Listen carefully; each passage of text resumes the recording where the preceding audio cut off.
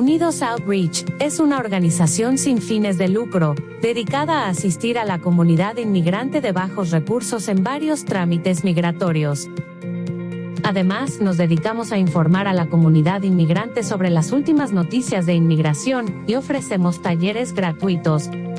Llámenos al 786-305-3378 o visite nuestro website unidosoutreach.com.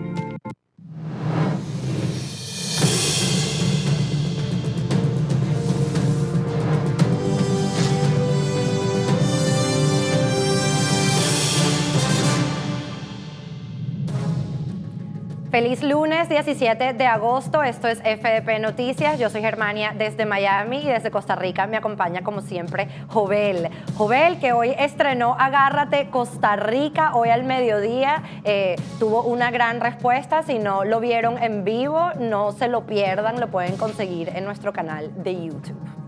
Muchas gracias, estoy muy contento y muy agradecido con los comentarios y con quienes estuvieron ahí, Glenda Omaña, Freddy Serrano y Evelyn Fachler. Pero mira, hay una noticia que ocurrió el fin de semana, porque siempre que nosotros tenemos estos días de ocurre mucho. Una de ellas es el regreso de DirecTV a Venezuela. Y hay versiones de todo tipo. Están los que dicen que regresó por gestiones de Maduro y otros que dicen que regresó por gestiones de Guaidó. Así es, pero creo que lo que sabemos es que alguien o un grupo privado adquirió la satélite de DirecTV en Venezuela. Así que si nos enteramos de quién es esta persona que salió beneficiada de esto, a lo mejor tendremos más información sobre qué fue lo que pasó aquí.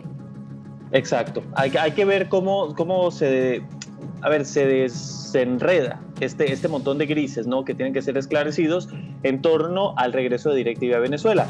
Pero quienes ya tienen televisión podrán haber visto hoy en el canal del Estado, aunque yo supongo que si nos están viendo a nosotros probablemente no estaban viendo el canal del Estado. Hoy reapareció Diosdado Cabello. Tenemos la imagen de una videoconferencia que hubo en la cual pues había varias personas rindiéndole una especie de homenaje a Darío Vivas, quien, como les informamos la semana pasada, falleció por COVID-19. Él era el jefe de gobierno de el Distrito Capital. Pero bueno, vamos a empezar con información referente a la operación Gedeón, Germania, si te parece, porque 15 detenidos fueron condenados a 24 años de prisión en Venezuela por delitos como terrorismo por la frustrada operación Gedeón. Los implicados, entre ellos el capitán Antonio Sequea, quien es señalado como líder de la operación, fueron condenados por la comisión de delitos de terrorismo, rebelión y conspiración a la pena de 24 años de prisión, según informó el fiscal de la dictadura, Tarek William Saab. Según la Fiscalía, los detenidos admitieron su responsabilidad en la operación. Según Saab, hasta la fecha van 82 detenidos, entre ellos los estadounidenses Luke Alexander Denman, de 34 años, y Adrian Berry, de 41, quienes la semana pasada fueron condenados a 20 años de cárcel por cometer delitos de conspiración y terrorismo.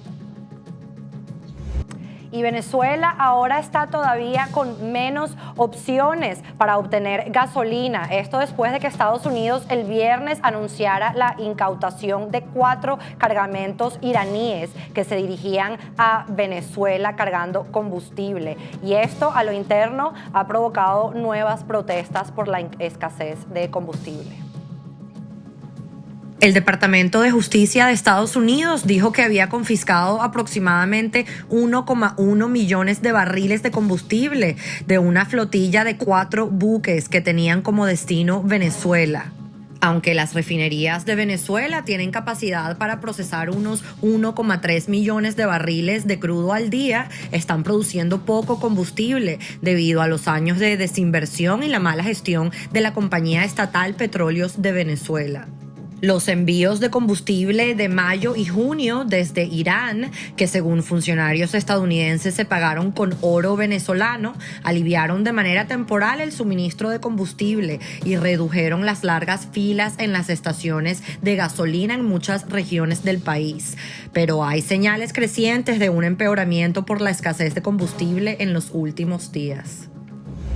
El Wall Street Journal fue el primero en reportar esta noticia el viernes. Sin embargo, no sabemos la fecha específica cuando los Estados Unidos incautó esta gasolina. Es importante ser precisos que fue los cargamentos de gasolina y no los buques que fueron incautados. También es importante mencionar que durante esta operación no hubo ningún tipo de violencia ni acción militar por parte de los Estados Unidos. Joel. Bien, y había un dato que se aportaba en esa nota y era que probablemente, según la versión de algunos agentes estadounidenses o funcionarios, este cargamento se había pagado con oro, el anterior incluso. Pues resulta que las reservas de oro en poder del Banco Central de Venezuela han disminuido a menos de 100 toneladas al cierre de junio, el volumen más bajo de oro para Venezuela en los últimos 50 años. En el primer semestre del año, unas 7 toneladas de oro de máxima pureza dejaron de pertenecer a las reservas del Banco Central y la disponibilidad de lingotes es ahora de 98 toneladas. De acuerdo con las notas de los estados financieros del organismo. Por más de 50 años, el Banco Central llegó a tener unas 350 toneladas de oro hasta que entre 2015 y 2017 tramitó préstamos utilizando lingotes como garantías. Algunas barras se recuperaron y otras se perdieron en las operaciones de canje. Luego, las reservas de oro continuaron reduciéndose al tiempo que las fuentes locales advertían que el ente presuntamente estaba vendiéndolos en el exterior ante las sanciones que Estados Unidos impuso y que golpearon la capacidad del régimen de conseguir liquidez.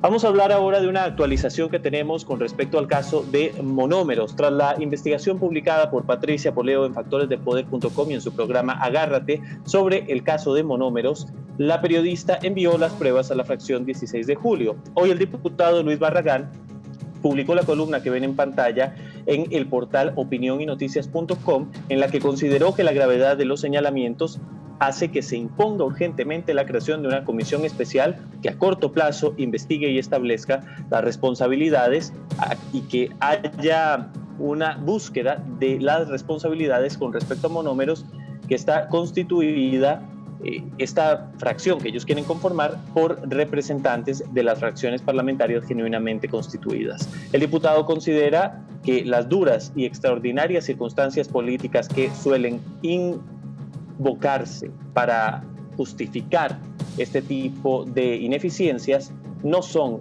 incompatibles con una investigación de semejante envergadura. Vamos a hablar ahora de la Convención Demócrata, pero eso es con Germania. Así es, cada día estamos más cerca de la elección presidencial de noviembre aquí en Estados Unidos y hoy lunes comienza la Convención Nacional Demócrata. Es un evento virtual que va a durar 2 horas. Será una convención diferente a cualquier otra, pues la pandemia del coronavirus obligó a los demócratas a desechar la convención en persona que iba a ser en Milwaukee, en el estado de Wisconsin, que habían planeado. En cambio, los participantes pronunciarán discursos desde lugares de todo el país. El evento, que durará 4 noches, ahí estoy leyendo esta nota mal. Los principales invitados incluyen a la ex primera dama de Estados Unidos, Michelle Obama, el senador de Vermont, Bernie Sanders, y hasta a un republicano, el ex gobernador de Ohio, John Kasich. Obama y Sanders son 2 de las figuras más populares de la política demócrata. Kasich fue un candidato presidencial y es un emblemático republicano anti-Trump, un público al que Biden espera conquistar en noviembre. Joel, como lo dice esta nota, esta convención va a ser muy distinta, no solo porque no va a ser en un lugar concentrado, sino porque van a haber republicanos hablando. Esto va a ser una coalición de personajes como Bernie Sanders, que se dice ser socialista, hasta John Kasich, que es un conservador. La idea, como dijimos en la nota, es que estas personas ven a la presidencia de Donald Trump como una amenaza inmediata hacia la democracia de este país y han decidido unirse para combatirlo en noviembre. ¿Y vas a ver las 4 noches, todo lo que ocurra? Probablemente no. Voy a ver discursos que ya tengo planeado ver. Por ejemplo, aquí hay una controversia muy grande porque los progresistas se preguntan, bueno, ¿por qué estamos incluyendo a John Kasich, que es un conservador, y a personajes como Alexandria Ocasio-Cortez nada más les dieron 1 minuto? Entonces, los progresistas están molestos con eso. Bueno, siempre hay ese tipo de debates. Yo creo que personajes como Trump en la escena republicana hacen que se crispen los ánimos en ciertos sectores. Yo recuerdo a una secretaria del Tesoro de origen hispano. Ella fue secretaria durante el gobierno de Bush, me parece que su nombre es Rosario. Ella es republicana, sin embargo, en la campaña pasada, ante lo que había dicho Trump sobre los hispanos, ella apoyó a Hillary Clinton y participó también en la convención. Entonces yo creo que son tiempos en los cuales vemos que la polarización se traduce y se ve plasmada también en estos Otra eventos. cosa que es muy interesante, Joel, es que la convención demócrata tiene las estrellas más grandes del mundo que van a hacer performances. John Legend, ¿Ah, sí? Creo que Katy Perry también, si no me equivoco, pero la republicana está un poco vacía por ese lado. Con los artistas aquí, la mayoría son demócratas. Claro. Bueno, te iba a decir, Rosario Marín se llama la exsecretaria del Tesoro, brillante, por cierto, tiene una gran historia, les recomiendo que la lean. Pero vamos a hablar ahora de la persona favorita de Germania en todo el mundo. Jair Bolsonaro, el presidente de Brasil, está en su mejor momento. La popularidad del presidente ha aumentado considerablemente en las últimas semanas y ya es la más alta desde que empezó a gobernar en enero de 2019. Eso sí, se trata de un 37%, que es un porcentaje modesto. Un 37% de los brasileños considera que su gestión ha sido buena, según una encuesta del Instituto de Opinión Datafolha realizado esta semana. Al 27% les parece regular y al 34% creen que el gobierno es malo o pésimo. A finales de junio, estos mismos porcentajes, hoy estamos leyendo mal, Germania, muy mal. Estos mismos porcentajes eran 32, 23 y 44% respectivamente. La gestión de Bolsonaro ha sido criticada en medio de la crisis sanitaria del nuevo coronavirus y ha estado muy marcada por el negacionismo del presidente, que finalmente se vio contagiado también. La socióloga Esther Solano de la Universidad Federal de Sao Paulo explica que el apoyo creciente a Bolsonaro está muy ligado a las ayudas gubernamentales a 65 millones de personas de escasos recursos durante la pandemia. Joel, dejaste esa parte de última y pensé que no la ibas a decir y me iba a... O sea, yo tenía que asegurar que dijéramos que esta alza en las encuestas viene después de bonos del gobierno a la sociedad. Así que aquí, bueno, creo que no es nada más en Latinoamérica. En todo el mundo, no importa si derecha o de izquierda, le das bonos al pueblo y vas a recibir más popularidad, al menos al corto plazo, ¿no? Sí, al corto plazo, y probablemente, si es como en Costa Rica el caso, eso se te va a revertir en el momento en que ya no tengas plata para dar más bonos y no puedas seguir dándolos y la crisis continúa. Entonces, bueno. Algo parecido pasó en Venezuela, complicado, ¿no? Uh-huh. Bueno, y hablemos ahora de Bielorrusia, porque la situación sigue complicada en este país. Los ciudadanos están polarizados tras las elecciones presidenciales que ellos dicen fueron fraudulentas y los ciudadanos siguen protestando en las calles. Vamos a ver.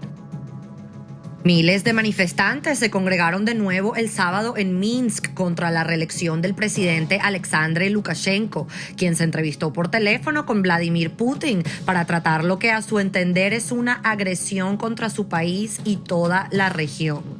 Miles de bielorrusos se congregaron en la tarde para rendir homenaje a un hombre que murió durante una protesta el lunes pasado. Los manifestantes dejaron ramos de flores decorados con lazos rojiblancos, que son los colores de la oposición, y también mostraron fotos de los manifestantes torturados durante sus arrestos. La principal candidata de la oposición a las presidenciales, Svetlana Tijanovskaya, refugiada en Lituania, había llamado a realizar marchas pacíficas el sábado y domingo en todo el país. El presidente bielorruso Alexander Lukashenko rechazó el domingo los llamados a nuevas elecciones y pidió a sus partidarios defender al país. Lukashenko hizo una aparición sorpresa en la Plaza de la Independencia, donde se congregaron varios miles de sus partidarios. Desde una tribuna, rodeado de guardias de seguridad, Lukashenko denunció la voluntad, según él, de imponer al país un gobierno desde el extranjero. Joel, esto es una situación similar a lo que hemos visto en Venezuela con las protestas, cuando el régimen quiere que la comunidad internacional piense que las protestas se tratan de una operación del exterior para apoderarse del país, de una operación de la CIA. Cuando les contábamos esta historia, les dijimos que las cifras oficiales de esta elección decían algo como que Lukashenko recibió el 80% del voto. Pues déjenme decirles que viendo estas imágenes que nos están llegando de Bielorrusia, allá vieron la concentración en apoyo al presidente que no le llegaba ni por los tobillos a las protestas ciudadanas. Así que yo cuando se trata de este tipo de casos donde un gobierno está tratando de decirle a la comunidad internacional que lo que está pasando en su país es un caos provocado por un poder internacional, le digo a los venezolanos, piensen en Venezuela, pues es lo mismo que el chavismo le trata de decir al mundo cuando los venezolanos salen a protestar por su libertad. Sí, es un escenario particularmente similar. Hay que seguirlo con atención. Bielorrusia es un país que normalmente no está en el escenario internacional en cuanto a titulares de las noticias. Sin embargo, hay que decir que por lo menos porcentualmente, no te puedo decir que en la magnitud de la población, pero porcentualmente, si esta elección es en efecto fraudulenta, estamos hablando de uno de los fraudes más grandes de la historia, porque la persona que se está arrogando el poder está diciendo que ganó con un 80% y a la candidata de oposición le dan un 6%. Entonces hay que ver cómo se logra, si de alguna manera se logra fiscalizar esto, y esperemos que no termine como ha terminado siempre en Venezuela. Pero fíjate que hay otro proceso electoral que dio un resultado positivo en América Latina y fue en República Dominicana. El presidente de ese país, Luis Abinader, se juramentó este domingo para gobernar durante 4 años en el país caribeño. A la ceremonia acudió el jefe de la diplomacia estadounidense, Mike Pompeo. El nuevo mandatario dominicano juró ante una audiencia trajeada en blanco total, que es el protocolo dominicano, y con mascarillas. Tras pedir un minuto de silencio por los fallecidos a causa del coronavirus, prometió que bajo su gestión el sistema hospitalario no va a colapsar. La COVID-19 obligó a la cancelación de actos de posesión en la isla, como un desfile militar que tradicionalmente se hace en el malecón de Santo Domingo. El empresario de 53 años, quien tiene la mira puesta en la normalización de la economía posterior a la pandemia, prometió no tolerar actos de corrupción durante su gestión. Abinader fue electo en las presidenciales del 5 de julio, en plena pandemia, rompiendo 16 años de poderío del Partido de Liberación Dominicana. El mandatario gobernará con la mayoría en ambas cámaras del Congreso. Vamos a recordarles ahora las redes sociales en las cuales pueden seguirnos para que tengan acceso a la información más relevante de Factores de Poder.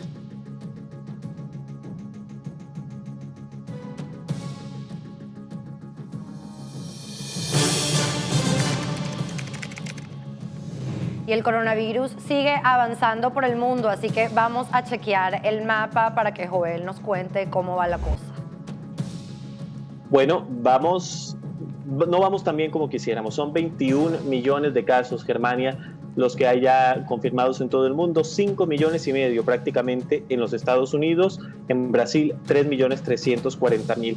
Y esto, siempre hay que recordarlo, toma como base las cifras oficiales. En cuanto a las muertes, 776.819 en lo que va de este año 2020. 170.000 de ellas en los Estados Unidos.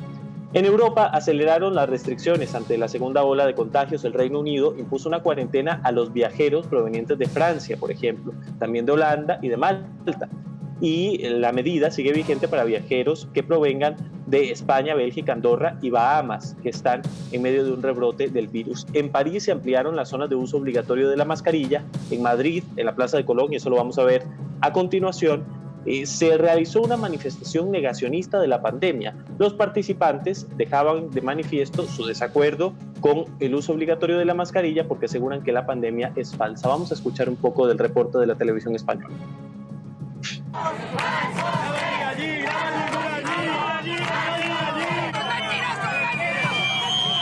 Había grupos que no la llevaban puesta pese a ser obligatorio y apenas se guardaba la distancia de seguridad. Dicen que estas medidas coartan su libertad. Con la excusa de una supuesta pandemia que ya no existe. Hablan de manipulación en los medios y han increpado reiteradamente a la prensa.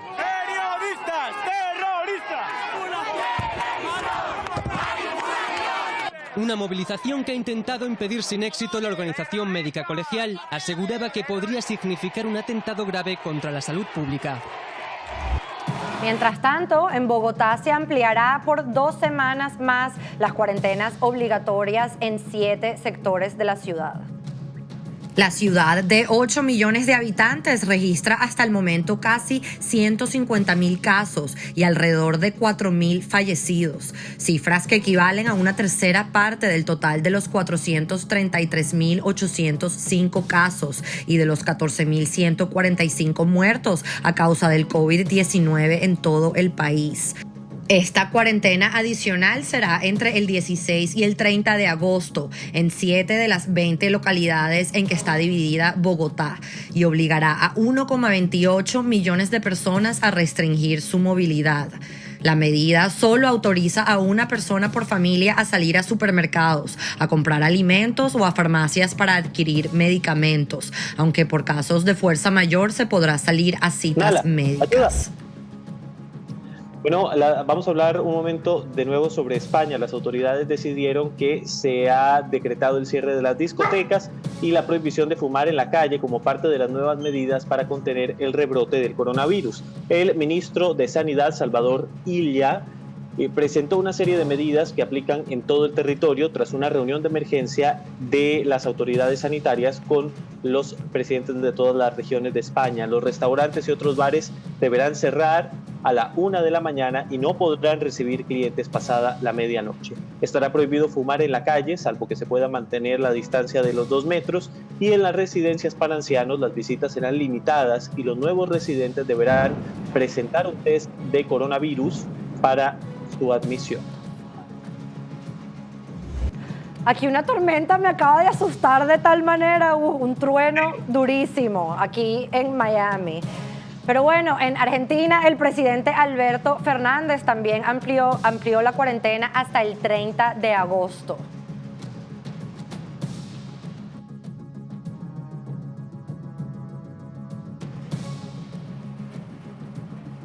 Uno de los cambios que se impondrán hasta el fin de mes será el retorno a la fase 1 de varias provincias que habían reanudado actividades y deberán volver atrás porque sufrieron rebrotes de casos.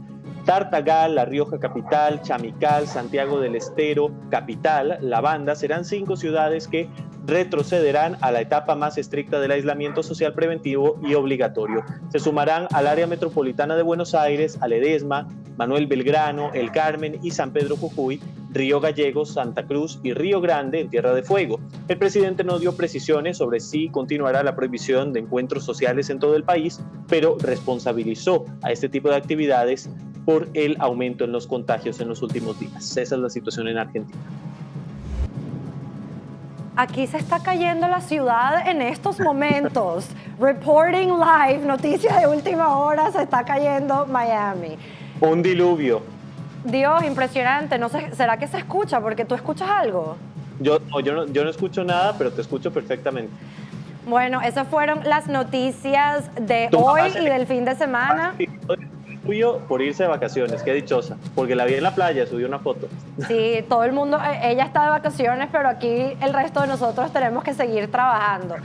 Los quería invitar a que vieran el último segmento exclusivo para los factorcitos de los niveles Independencia y Democracia. Es una entrevista, parte de una entrevista a Patricia Poleo sobre su libro Fugitiva en Rosa. De hecho, fue uno de nuestros factorcitos que le hizo la entrevista. Así que si cualquiera de nuestros factorcitos quieren hacer el próximo segmento exclusivo, me escriben y lo hacemos. Aquí se pueden unir a nuestra comunidad y también los quería invitar a los que entiendan inglés a escuchar mi último episodio de mi podcast que se llama From the North. Lo pueden escuchar en Spotify desde el norte. El último episodio es con Ana Milagros Parra, una politóloga que trabaja en Venezuela como analista y que nos explica todo lo que está pasando y por qué está pasando, así que se los recomiendo. Y nosotros nos vemos mañana en FDP Noticias. Bye.